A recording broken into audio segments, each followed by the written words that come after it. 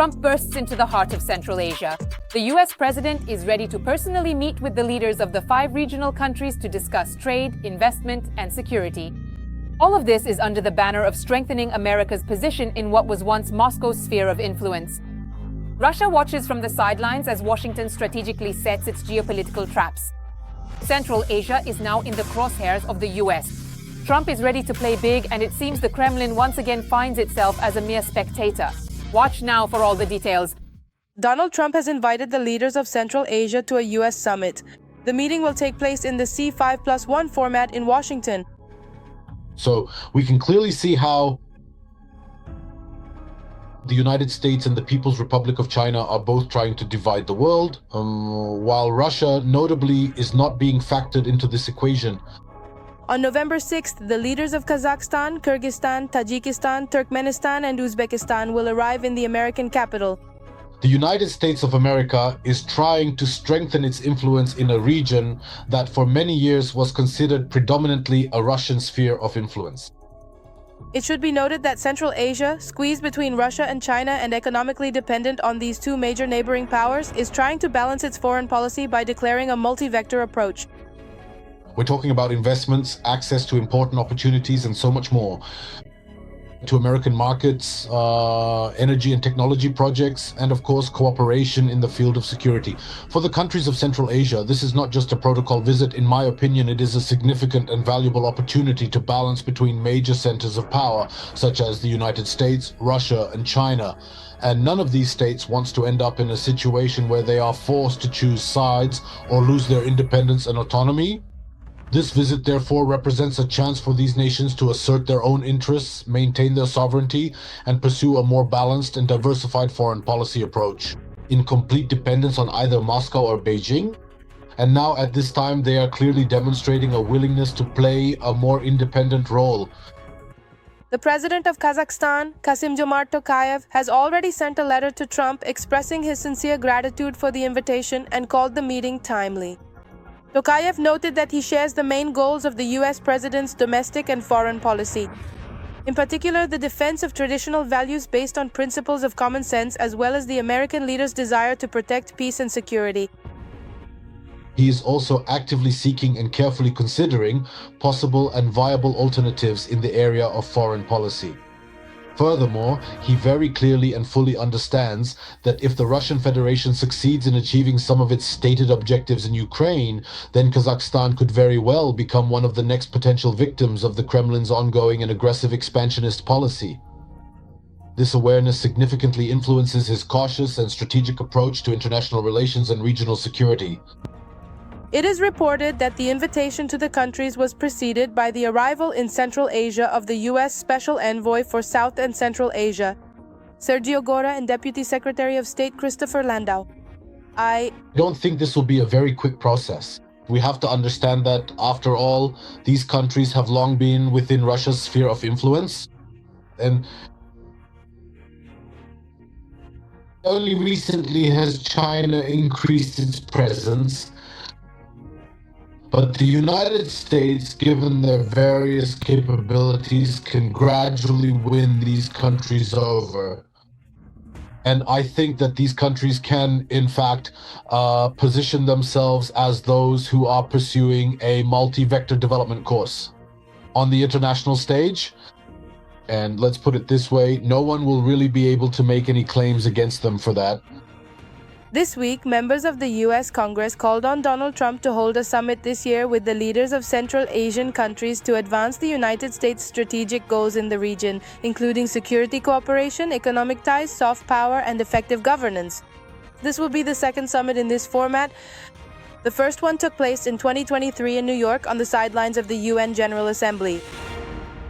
Yet another unprecedented shock. A Russian fighter jet has crashed from the sky. Disasters are happening one after another. The equipment is falling apart right in the air, while the Kremlin keeps shouting about its great power. Aviation in Russia is heading for disaster. Maintenance is being cut. There are fewer and fewer planes, and the certification of new models has failed again. By 2030, the Russian aircraft fleet could turn into a museum of scrap metal. Yet Putin keeps insisting that everything is under control. Details in the following report. The Russians have destroyed yet another fighter jet with their own hands. In Russia, a MiG-31 fighter jet has crashed. The disaster occurred in the Lipetsk region. The crew managed to eject in time. It seems Russia has a new tradition now. MiGs take off only to make a spectacular crash landing. The Russian Ministry of Defense confirmed the information, but of course did not name the cause of the crash. This is also a problem of the Russian military-industrial complex. It's an issue of supplying spare parts, it's a problem with maintaining the aircraft fleet, and accordingly the fleet itself. For the most part, these are already outdated aircraft of the Russian aerospace forces that have already exceeded their operational lifespan. That's why the accident rate among the Russian aerospace forces aircraft is so high. But the most interesting thing is that this is already the fourth military plane to crash since the beginning of this year. The first was a Su-25. According to preliminary reports, the cause of the incident was a technical malfunction. A month later, in April, a Tu-22 M3 missile-carrying bomber crashed in Irkutsk. And the same fate befell the third Su-34 fighter to crash this year. The reason was trivial. The landing gear failed to deploy. While the navigator was trying to revive the landing gear, time was ticking away. He ejected, but as they say, he landed hard. Even without Ukraine's help, Russians are quite successful at destroying themselves and their own equipment. But what is the cause of such disasters? It's a matter of comprehensive pressure from Western countries. First and foremost from the United States and accordingly the European Union in the form of sanctions packages that prevent the Russian side from fully supplying spare parts to the Russian aerospace forces. Let me emphasize again, this problem also exists in civil aviation. Moreover, at this point, all attempts to implement so-called import substitution programs have essentially failed. But wait a minute. The Kremlin old man is convinced that everything is just fine with Russia's combat aviation. They even managed to share it.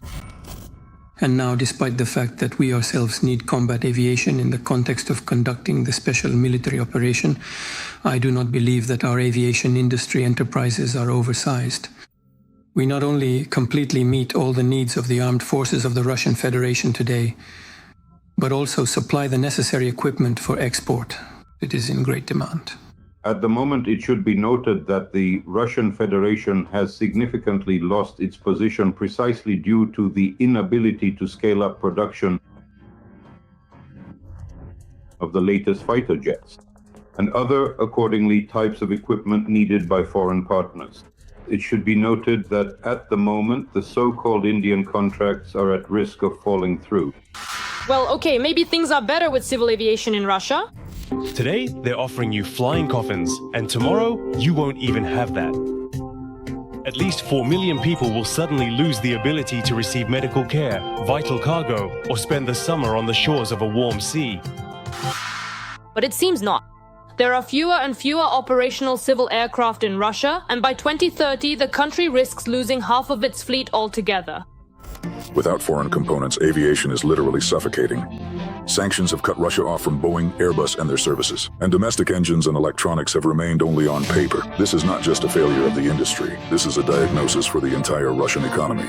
The same goes for spending. Next year, the budget for aircraft production and repair will be reduced by 1.5 times. The country is effectively sliding backwards and losing its leading position in the global aircraft manufacturing market. Moreover, at this point, the Russian Federation is not even able to make up for the shortage of aircraft equipment on the domestic market.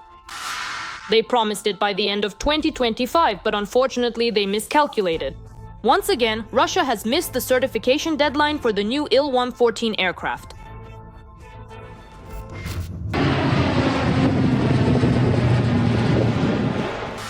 But strangely enough, the reason for the delay is a lack of components, resources, and technology. Every voice matters. Join our community, support independent journalism, and help us bring you the truth from Ukraine. Become a member of Ukraine today. Join us now. The fakes of Putin's generals have been exposed. The Russian tricolor lasted less than an hour on Ukrainian soil. Another propaganda stunt has failed. The occupiers are crying.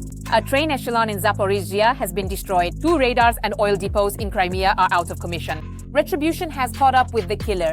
Justice for the atrocities in Bucha. A Russian colonel has been eliminated. The fakes are collapsing. The occupiers are losing positions. The front is on fire. To find out what has happened on the front line and around it recently and what is happening right now, watch the following report. Kupiansk is surrounded. The Ukrainian armed forces have been trapped in a pocket. Putin's latest loud statements turned out to be fake. Pokrovsk was under the Russian flag for no more than an hour. The defense forces destroyed the tricolor and cleared out the flag bearers. They plant flags and record it on video. Of course, afterwards, Russian propagandists feed Russian propaganda, claiming that they are advancing rapidly and quickly capturing some settlements. An entire trainload of occupiers was destroyed in Zaporizhia. In Crimea, the Russians lost a missile system, 2 radars, and 2 oil depots. And also, the main intelligence directorate showed unique footage of the elimination of a Russian lieutenant colonel who commanded atrocities in Bucha.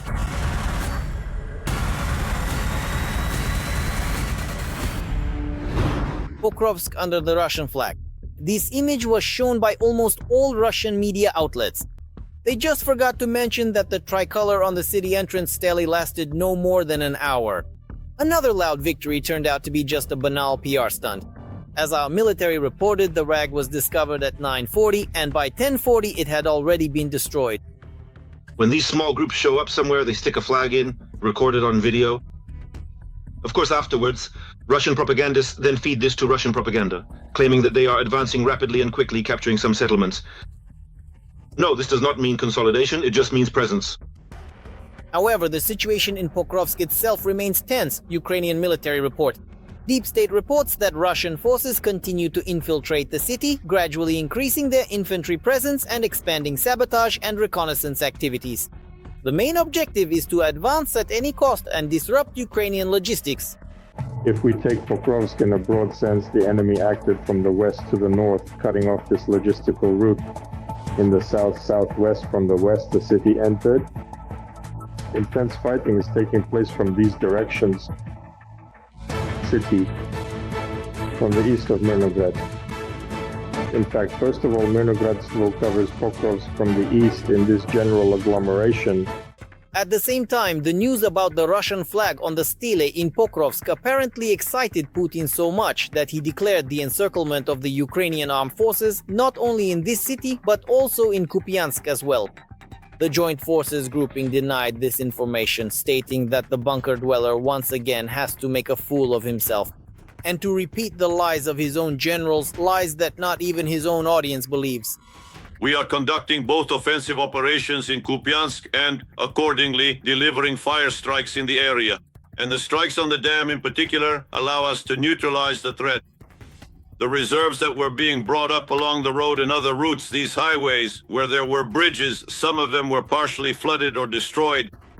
Therefore, at the moment, the ability to bring up reserves has been weakened, and logistics have become even more complicated. And we are observing this directly on the battlefield. Of course, the complications are due to both the water and the weather. So, in this situation, the enemy cannot effectively deploy large reserves or operate very efficiently in terms of advancing. And by the way, about the flooding, the destruction of that very dam near Belgorod continues to benefit the Ukrainian armed forces at the front. In the Kharkiv region, the water keeps rising and sweeping away everything in its path. In particular, Russian troops still remain cut off from their units. But now, due to the rising floodwaters, the Russian command admits that it is simply impossible to establish logistics. And those enemy units that are near the mouth of the Volchya River, which flows into the Siversky Donets, in other words, it's a tributary of the Siversky Donets, the Volchya River, they could end up effectively encircled, since the water is already flooding and will continue to spread. It will wash away the pontoon bridges, destroy them, and the crossing the enemy set up will be eliminated by the water itself. And in this way, the Russians will find themselves trapped in a pocket. That's what this threatens for them. And all their attempts to advance in the Vovchansk area, which we've observed in recent weeks, have been happening one way or another. Their efforts, according to reports, will fail. The Russian group is also taking hits in the rear. For example, in the Zaporizhia region, the GUA derailed an entire train of occupiers the other day. It is reported that the train was literally packed with military cargo. As a result of the explosion, about 70 meters of railway track were destroyed. Scattered along the twisted tracks were a locomotive, 3 railway platforms, and at least 9 freight cars from the military train. Another setback awaited the Russians in Crimea. There, SPU drones destroyed a Panzer S-2 anti-aircraft missile system last night, worth about $20 million. By the way, it is one of the key components of the enemy's air defense system. The enemy also lost 2 radar stations. And after clearing the way, the cherry on top was the explosions at the oil depots in the village of Gvardeyskoye and at the Komsomolskoye base. Large-scale fires broke out at the sites. Experts say the reason for all this is the continued redeployment of air defense systems from the peninsula.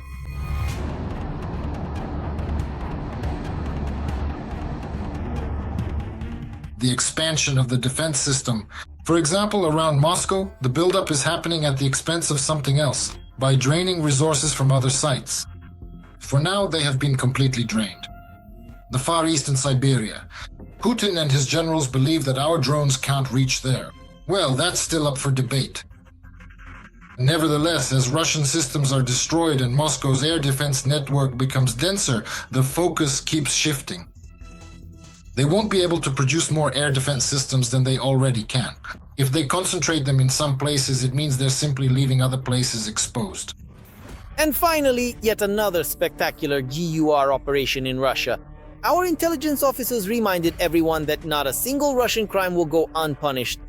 They blew up a lieutenant colonel from the Oman unit who had overseen executions in the Kiev region during the first months of the war. The deceased, Veniamin Majorin, was eliminated in his own car on the way to work